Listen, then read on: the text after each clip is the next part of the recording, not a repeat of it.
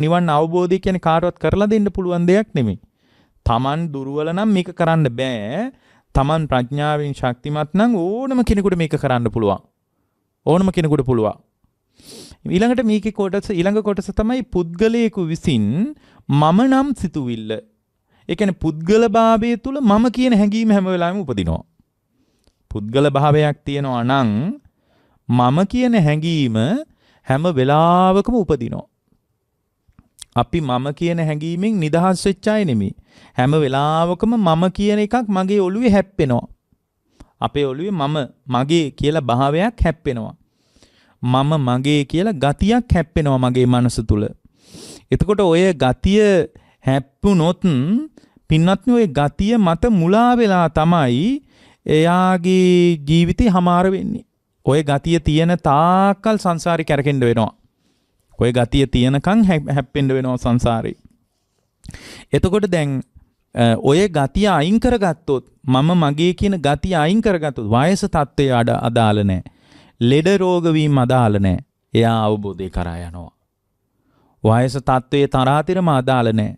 මොකද අවබෝධය සඳහා නිශ්චිත කාල වර්ගීකරණයක් ගැන අපි කතා කරන්නේ නැහැ. එහෙම අවබෝධයට නිශ්චිත කාල වර්ගීකරණයක් අදාළ නැහැ පින්වත්නි. අවබෝධය සම්බන්ධ සාකච්ඡාවට නිශ්චිත කාල නිර්ණයක් නැහැ. ඒ නිසා ඔබ ඉන්නේ මොන මට්ටමින්ද කියලා අපිට ඒක අදාළ නැහැ.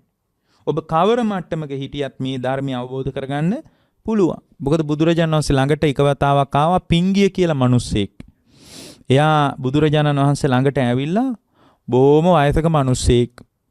එයා බුදුරජාණන් වහන්සේ ළඟට ඇවිල්ලා කියනවා නිත්තාන සුද්ධං සවනංන පාසු මේ මම දැන් දුර්වලව වයසට ගිහින් නිත්තන්න සුද්ධං ඇස්පේන එකක් දැන් අඩුයි. මගේ ඇස්පේන එක දැන් අඩුයි. සවනන්න පාසු ඇහෙන එකත් පහසු නෑ. ඇහෙන එකත් හරිම දුර්වලයි. ඇහෙන එකත් අඩුයි. හැබැයි මගේ අදහසක් තියෙනවා. බලන්න මේ මිනිස්සගේ අදහස. ඇස්පේන එක අඩු වෙච්ච, කන් ඇහෙන එක අඩු වෙච්ච බොහොම වයසක මිනිහෙක් නෙමෙයි ඇවිල්ලා කියන්නේ.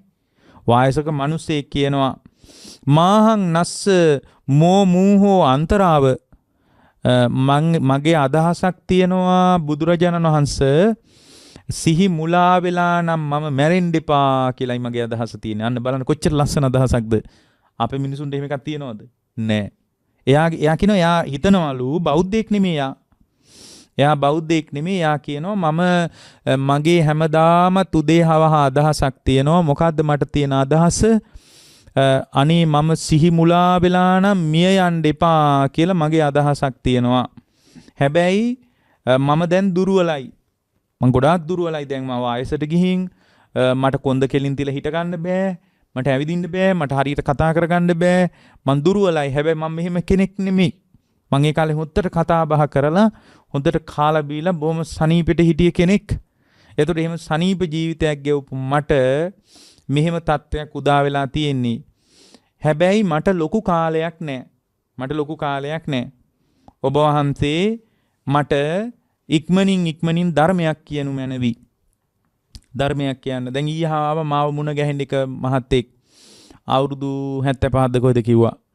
ඉතින් බොහොම ප්‍රියමනාප කෙනෙක්. ඉතින් මං ආවා ඇහුවා ඇයි ආවේ? මොකටද ආවේ? එතකොට එයා කියනවා මම ගොඩාක් පිරිහිච්ච කෙනෙක්. මම ගොඩාක් පිරිහිච්ච කෙනෙක්. එයාගේ තිබ්බ ලස්සන බලාපොරොත්තුවක්.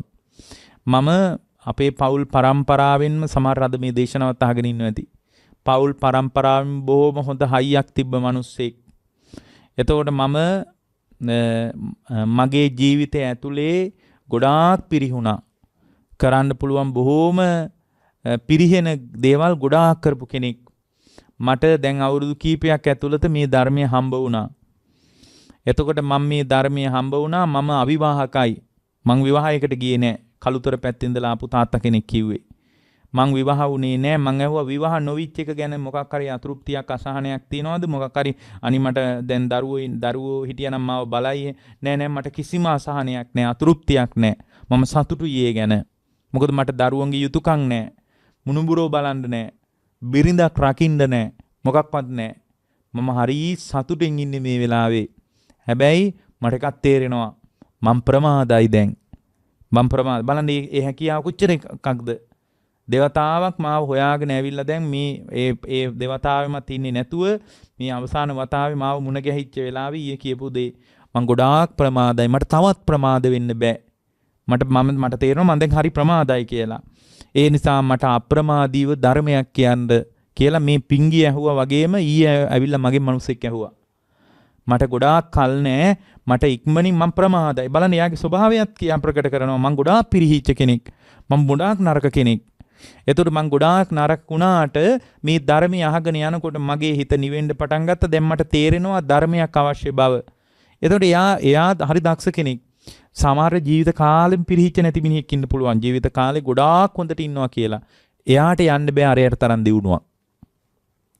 ඒ කියන්නේ සමහරට ජීවිතේ අවුරුදු 25 30ක දිගට සිල් ගත්ත අම්මලා ඉන්න පුළුවන්. බණ අහපු අය ඉන්න පුළුවන්. ඒ තාත්තට තියෙන අදහස ඒ අම්මලට නැති නිසා ඒ තාත්තට යන්න පුළුවන් දියුණුව ඒ අම්මලට යන්න බෑ. ඒ කියන්නේ තමන්ගේ දුර්වලතාවය අඳුනගෙන බෞද්ධයෙකුට තියෙන ඕන පළවෙනි දේ තමයි පින්වත්නි ආපත්‍ති කුසලතාවය. ඇවත අඳුන ගන්න එක. අඩුව දුර්වලකම අඳුන ගන්න එක. වැරදිච්චකම අඳුන ගන්න එක. වැරදුණු ස්වභාවය වටහා ගන්න එක. ආපත්‍ති කුසලතාවය. ඊළඟට කියනවා ඒක අඳුනගත්ත කෙනෙක් සමාපatti කුසලතාවය. නැගී සිටින්න ඕන යා දියුණුව තුලින්. දැන් බලන්න අරයට උමනාව තියෙනවා නැගිටින්න.